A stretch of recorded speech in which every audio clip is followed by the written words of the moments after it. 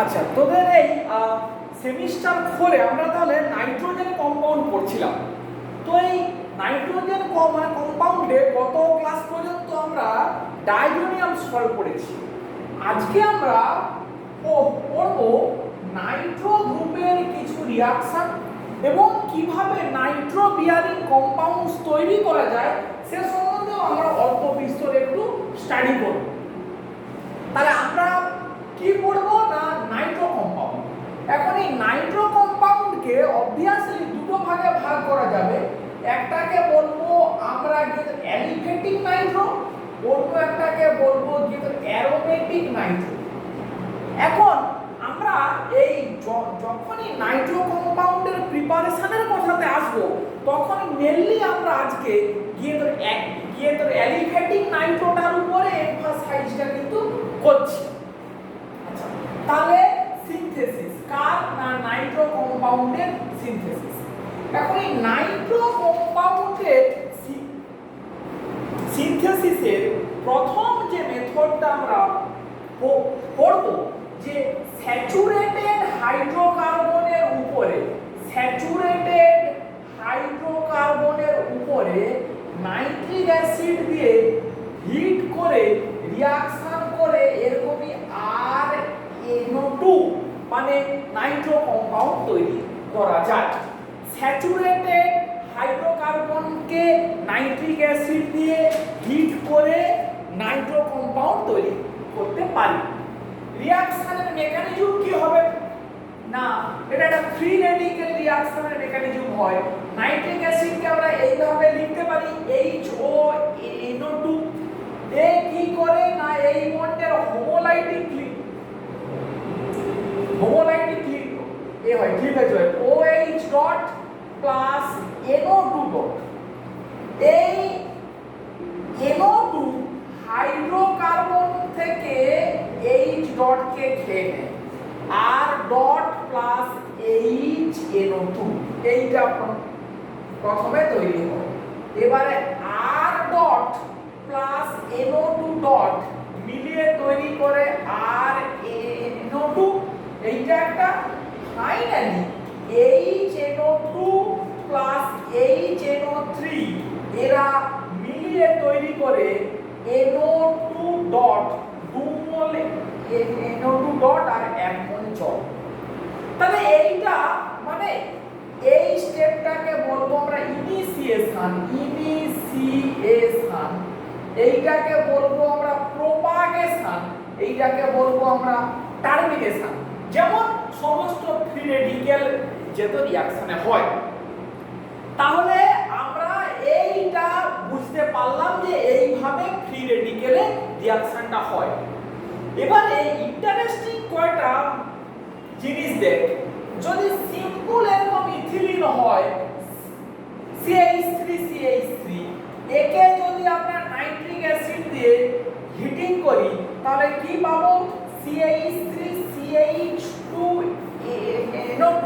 এটা যেমন পাবো তেমন অল্প একটু নাইট্রোমিথেনও পেতে পারি।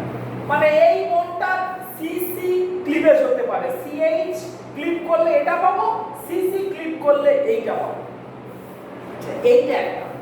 আচ্ছা, যদি আমরা আইসোবিউটিন নেই, ধর এরকম CH3CH3 আইসোবিউটিন, একে আমরা নাইট্রিক অ্যাসিড দিয়ে কি করছি হিট, আমরা তখন কি পেতে পারি না মিক্সচার অফ প্রোডাক্ট। কি মিক্সচার অফ প্রোডাক্ট? একটা হচ্ছে এখানে দু ধরনের হাইড্রোজেন আছে, একটা প্রাইমারি H, একটা হচ্ছে টারসিয়ারি H।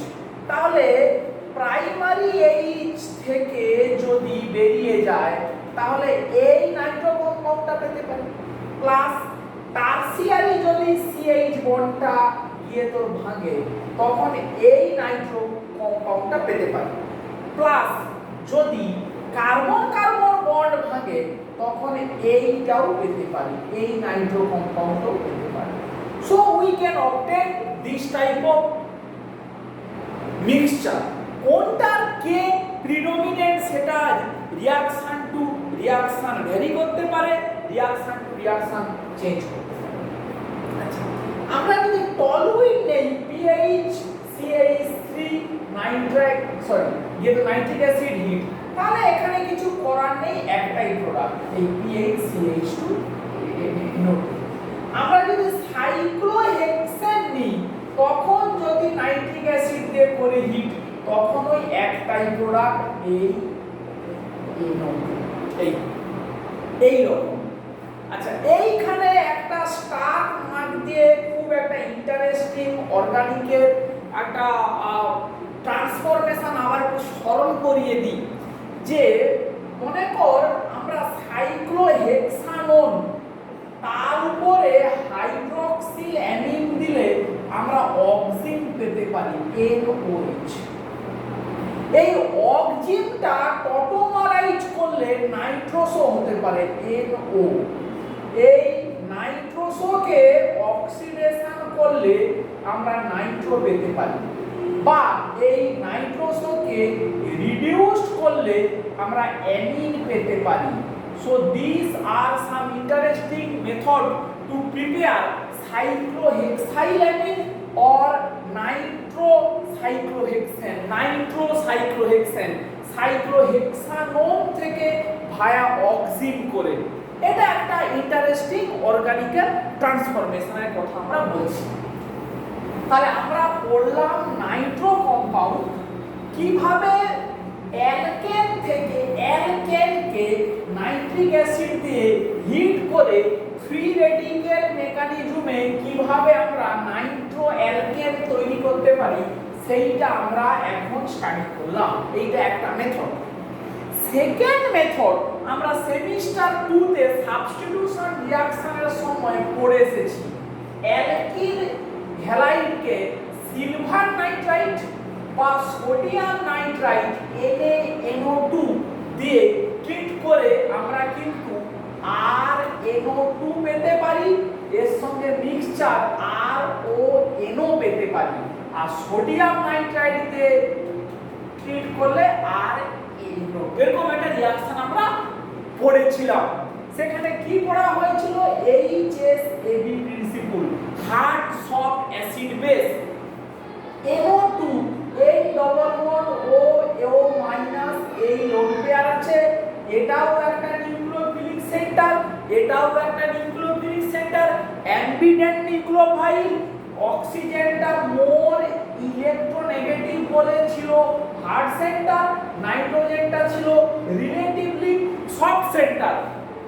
এবারে এইটার উপরে বেস করে আমরা কোথায় নাইট্রো ম্যাক্সিমাম প্রোডাক্টটা পাবো আর কোথায় আমরা নাইট্রাইট পাবো।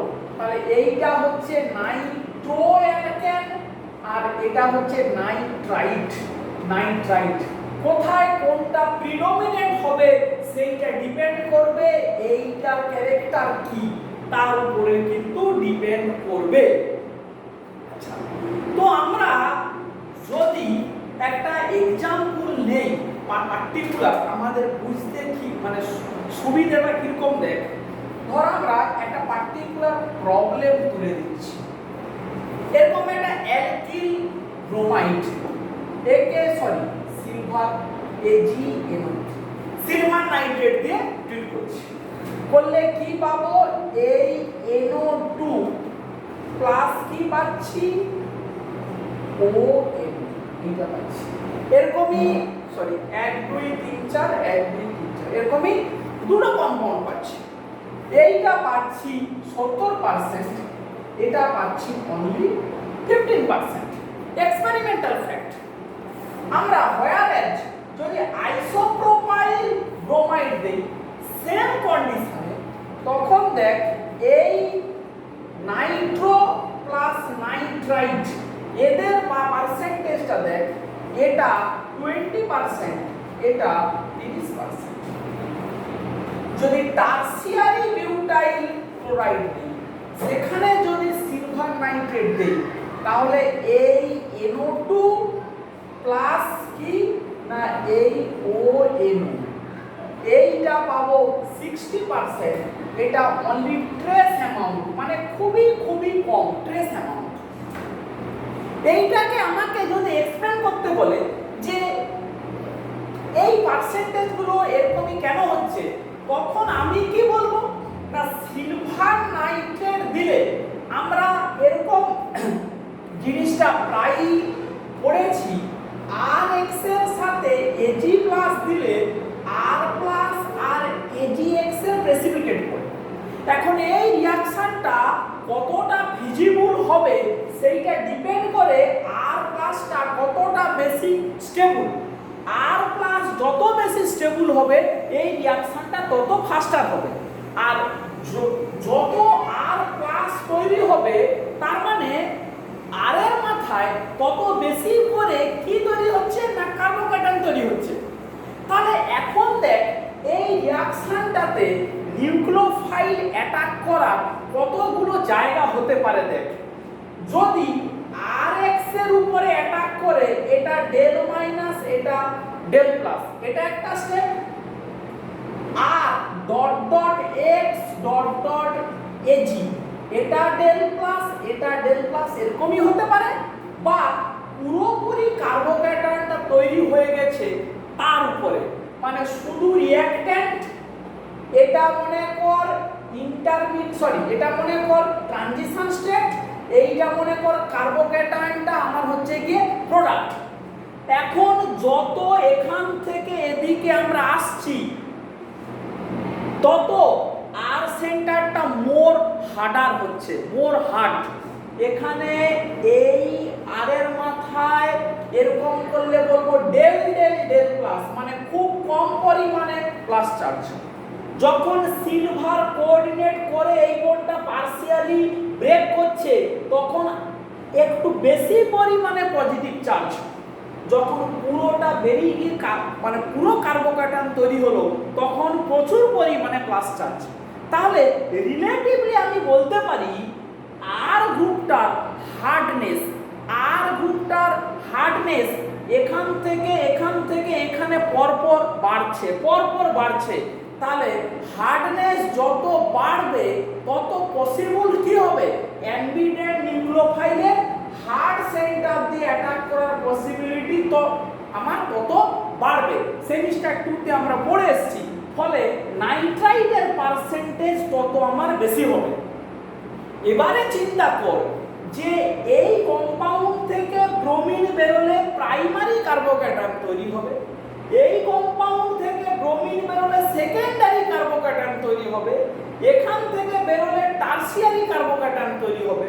ফলে এই তিনটে অ্যালকিল হ্যালাইডের মধ্যে যত এখান থেকে এদিকে যাব এ কত খুব সহজেই কমপ্লিট কার্বোক্যাটায়নটা তৈরি মানে ইমিডিয়েটলি তৈরি করবে।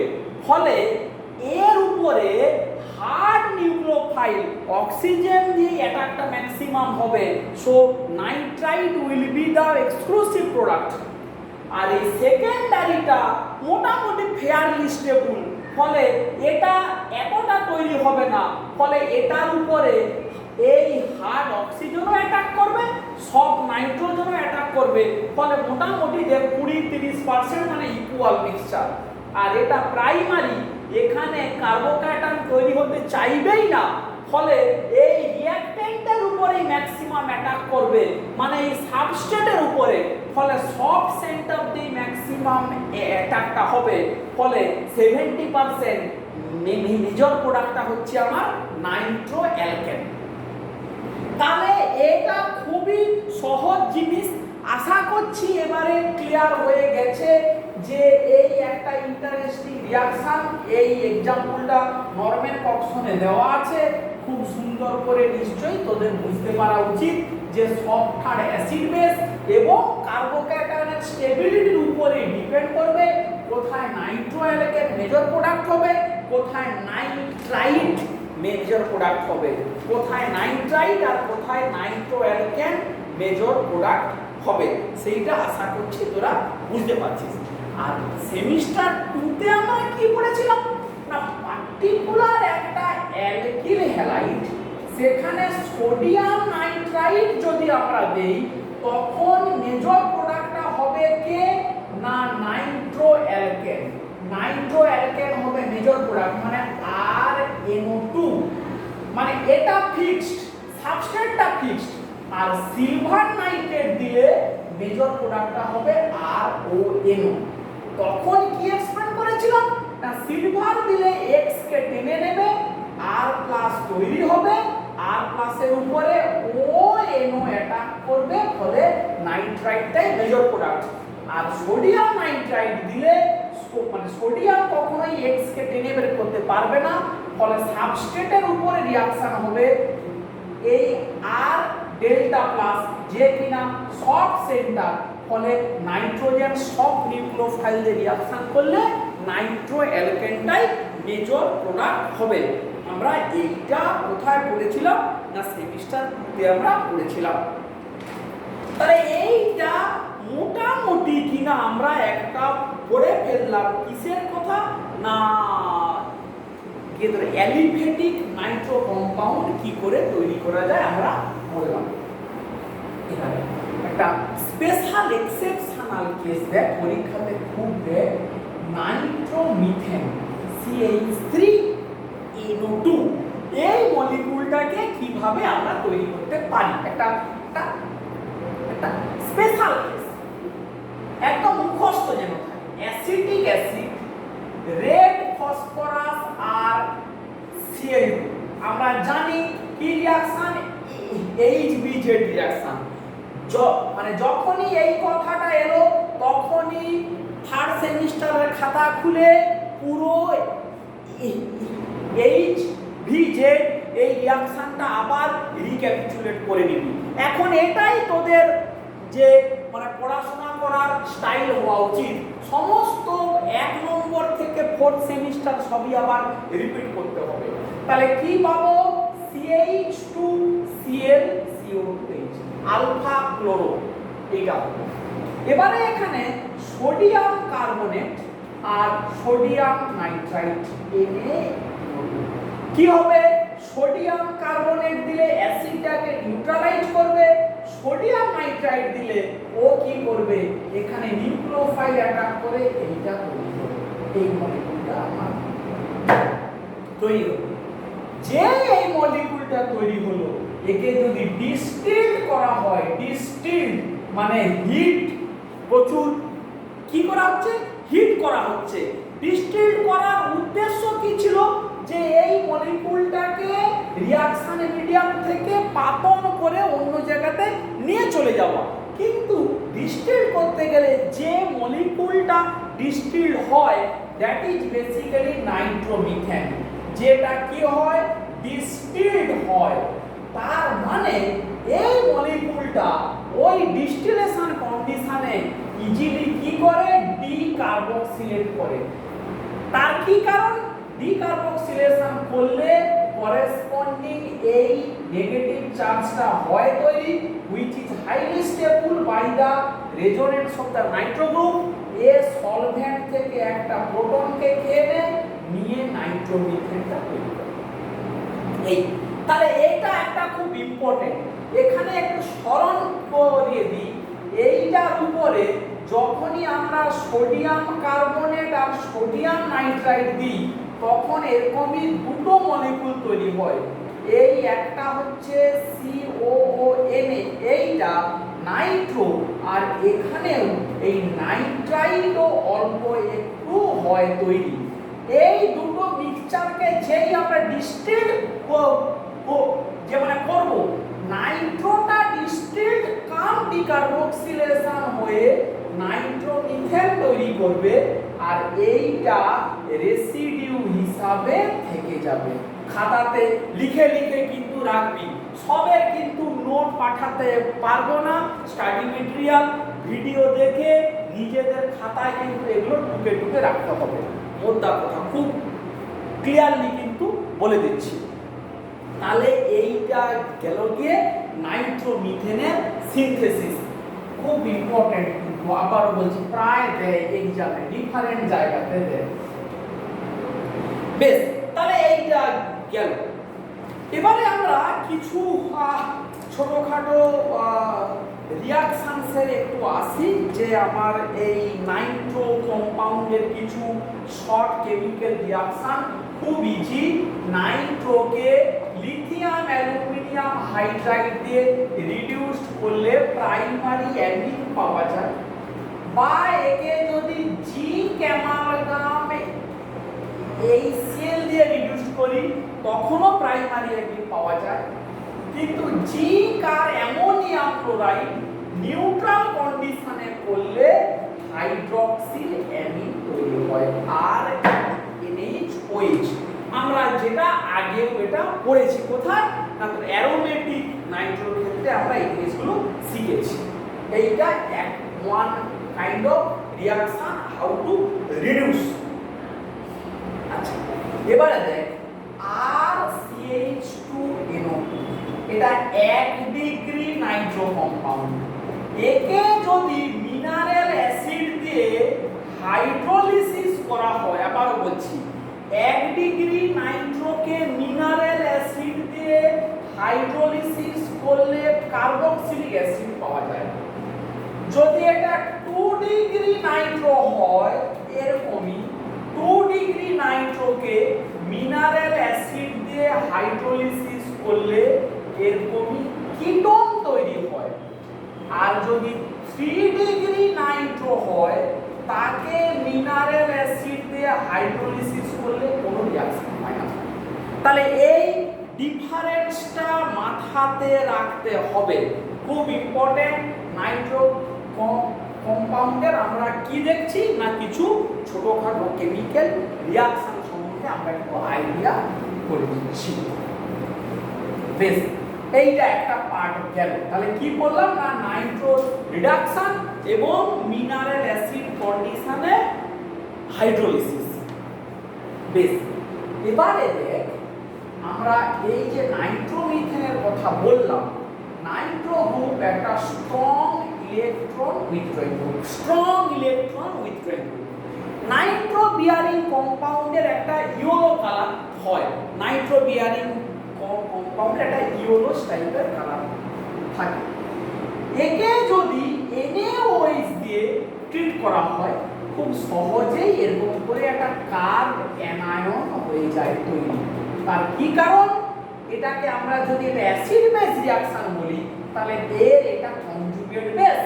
এই কনজুগেট বেসটা হাইলি স্টেবল থ্রু রেজোনেন্স। এটা এই নাইট্রো গ্রুপের মধ্যে খুব সহজেই এরকম করে রেজোনেন্স স্টেবিলিটি পেতে পারে। সেই জন্য এটা খুব সহজে এরকম করে একটা কনজুগেট বেস বা কার্ব অ্যানায়নে কনভার্ট যায়। বেশ, তাহলে এইটা এই কার্ব অ্যানায়নের এইটা একটা রেজোনেটিং স্ট্রাকচার, এইটা আর একটা রেজোনেটিং স্ট্রাকচার। মজাটা দেখ কি অসাধারণ একটা জিনিস, যেটা আমরা সেকেন্ড সেমিস্টারে হয়তো একটু বলেছিলাম। তাহলে নাইট্রোমিথেনকে সোডিয়াম হাইড্রোক্সাইড দিয়ে ট্রিট করলে এই রকমই একটা কম্পাউন্ড তৈরি হয়। আচ্ছা, এই কম্পাউন্ডকে যখনই আমরা অ্যাসিডিফিকেশন করব, মানে আবার ডাইলুট অ্যাসিড যখন ড্রপ আমরা দেবো, কি অবজারভেশনটা পাওয়া যায় না, immediate formation of oily drop not observed। ভালো করে ব্যাপারটা বুঝে নিন। নাইট্রোমিথেনটা ছিল ইয়েলো অয়েল, নাইট্রোমিথেনটা ছিল ইয়েলো অয়েল। তাকে যে NaOH আমরা দিয়ে দিলাম, এই জিনিসটা যে তৈরি হলো, এ কিন্তু soluble compound, soluble salt, soluble sodium salt. এটা মাইনাস মানে এখানে Na+ আছে, এটা বলার অপেক্ষা রাখে না। তাহলে নাইট্রোমিথেনটা ছিল ইয়েলো অয়েল, তাকে যেই NaOH দিলাম, ইট ইজ বেসিক্যালি সলিউবল হয়ে গেল, কারণ এইভাবে একটা সলিউবল সল্ট তৈরি হয়ে গেল। এবারে যখন তাকে আমরা অ্যাসিডিফিকেশন করছি, তাহলে আমাদের এক্সপেকটেশন কি না, ও নিশ্চয়ই আবার এখানে ফেরত আসা উচিত। তাহলে ও যদি ফেরত আসতো, তাহলে আবার এই ইয়েলো অয়েল তৈরি হতো। কিন্তু অবজারভেশন বলছে immediate formation of yellow oily drop not observe, মানে সঙ্গে সঙ্গে ইয়েলো অয়েল তৈরি হয় না। হাউএভার আফটার সাম টাইম মানে কিছুক্ষণ পরে ইয়েলো অয়েল ফর্ম, মানে খানিকক্ষণ পরে ইয়েলো অয়েল তৈরি হয়। এই অবজারভেশনটা কি? মানে কেন প্রথমে ইয়েলো অয়েল তৈরি হয় না, তারপরে কেন তৈরি হয়? অবজারভেশনটা হচ্ছে যে এই যে মলিকিউলটা CH2 minus N double bond O minus এর যে resonating form CH2 double bond O minus N plus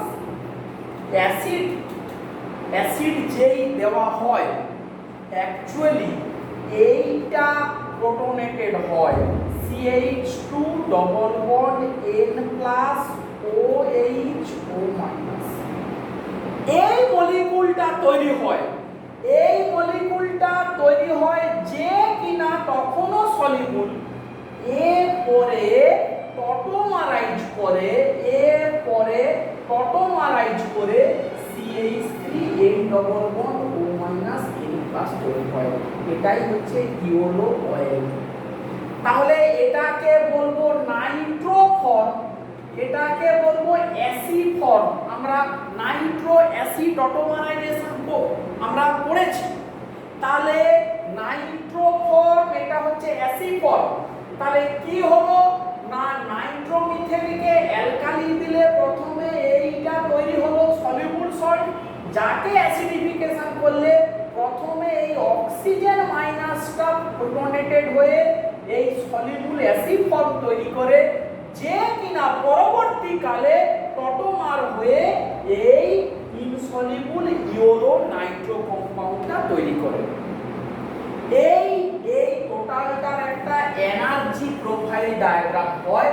সেইটা কেমন না, এটা প্রথমে এই সলিউবল ফর্মটা যদি আমরা এটাকে বলি 1 নম্বর বলি, তাহলে এইখান থেকে এইটা অ্যাসিড ফর্মটা হচ্ছে কাইনেটিক্যালি কন্ট্রোলড, আর নাইট্রোটা হচ্ছে থার্মোডাইনামিক্যালি কন্ট্রোলড। এইটা মাথায় রাখতে হবে। অ্যাসিড ফর্ম এইখানে থুই আবার নাইট্রোতে কনভার্ট হবে। এই জিনিসটা চিন্তা কর, আমরা সেকেন্ড সেমিস্টারে নাইট্রো অ্যাসিড টটোমারের ক্ষেত্রে পড়েছিলাম। এখানে আবার একবার রিক্যাপিচুলেট করে দিলাম। যদি এখনো কারো বুঝতে একটু সমস্যা থাকে, আমি একটা বইয়ের একটা পেজের ছবি তুলে পাঠিয়ে দিচ্ছি, আবার একটু ভালো করে পড়ে নিবি। খুব ইম্পর্টেন্ট কিন্তু এই জায়গাগুলো, এগুলো যেন মাথায় থাকে।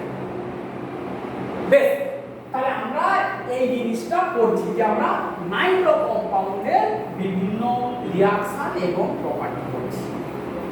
এবারে আরেকটা ছোট্ট রিঅ্যাকশন দেখ।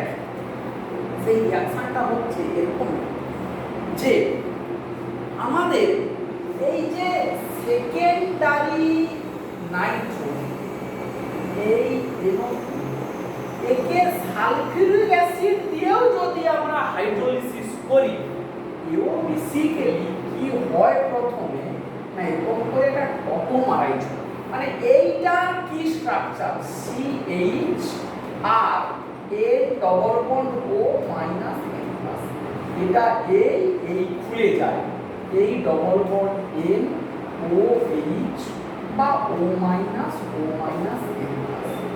এইখানে এবারে হাইড্রোলিসিস হয়ে যায়, হয়ে গিয়ে কি তৈরি হয় না, আমাদের এই কিটোন মলিকিউলটা এইভাবে।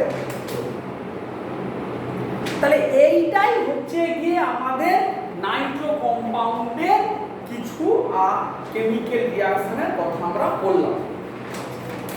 এরপরে নাইট্রোর যে আরো কিছু কেমিক্যাল রিঅ্যাকশন দেখ, CH3NO2 দিয়ে যদি আমরা শুরু করি, অ্যালকালি মিডিয়ামে ও কিন্তু অন্য অ্যালডিহাইড বা কিটোনের সঙ্গে কি করতে পারে না অ্যালডল কনডেনসেশন করতে পারে। তাহলে কি হবে এটা CH2 এই NO2 যদি আমরা বেঞ্জালডিহাইড দেই এটা এই অ্যাটাক করলো এই খুলে গেল তাহলে PH CH OH CH এই অ্যালডল রিঅ্যাকশন হলো এখান থেকে এবারে জল বেরিয়ে গিয়ে এই alpha beta unsaturated nitro compound এইভাবে তৈরি হয়ে যেতে পারে বা হয়। এইটা একটা গিয়ে তো কেমিক্যাল রিঅ্যাকশন তাহলে এটা কি গেল না অ্যালডল। আবার দেখ CH3NO2 ফর্মালডিহাইডের সঙ্গে যদি রিঅ্যাকশন করানো হয় এই CHOOH মাইনাস ঠিক যেমন করে মানে যে চিন্তা কর আমরা এক ফর্মালডিহাইড আর অ্যাসিটালডিহাইড দিয়ে আমরা পেন্টাএরিথ্রিডল করেছিলাম পেন্টাএরিথ্রিডল ঠিক একই রকমই একটা মাইনাস এখানে অ্যাটাক করবে একটু ভেঙে দেখায় CH2 NO2 এ ফর্মালডিহাইডে অ্যাটাক করলো এই অ্যাটাক করলো এই খুলে গেল তাহলে কি হবে CH2 NO2 এই অ্যাটাক করলে কি হবে OH আরো দুটো যে H2 আছে এরাও পরপর একই রকম ভাবে রিঅ্যাকশন করবে তাহলে আলটিমেটলি এই CH2OH এই CH2OH এই CH2OH এই রকমই তিনটে ফর্মালডিহাইড এখানে এরকম করে ঢুকে যাবে। তাহলে এটা আমরা কি পড়ছি না অ্যালডোলের মতো রিঅ্যাকশন করছি। নেক্সট মাইকেল রিঅ্যাকশন আমরা এখান থেকে করতে পারি মানে এই CH2 এই NO2 এটা একটা আলফা বিটা আনস্যাচুরেটেড কার্বনের উপরে যদি আমরা অ্যাড করি এই আলফা বিটাটার কি নাম NVK। আবারও বলছি যখন যে মলিকুলের কথা আসছে সেইটা আবার রিক্যাপিচুলেট করবি যেই NVK এর কথা এলো আবার থার্ড সেমিস্টারের NVK কি করে তৈরি করে ম্যানিক রিঅ্যাকশন সেখানটা আবার একটু খুলে একটু রিক্যাপিচুলেট করবি তাহলে কি হবে এটা মাইকের মানে 1,4 তাহলে ফাইনাল প্রোডাক্টটা কি হবে এই NVK এখানে অ্যাটাক করেছে এই রকম একটা মলিকুল তৈরি হবে। তাহলে আমরা এখানেই আজকের ক্লাসটাকে শেষ করছি। আমরা এই নাইট্রো কম্পাউন্ডের আরো কিছু ইন্টারেস্টিং কেমিক্যাল রিঅ্যাকশন পরের দিন আমরা পড়ব। তাহলে আজকে আমরা মেন কি পড়লাম নাইট্রো কম্পাউন্ডের সিনথেসিস এবং তার কেমিক্যাল রিঅ্যাকশন সিনথেসিস রেডিক্যাল মেকানিজমে পড়লাম এবং সাবস্টিটিউশন রিঅ্যাকশন দিয়েও পড়লাম। ঠিক আছে।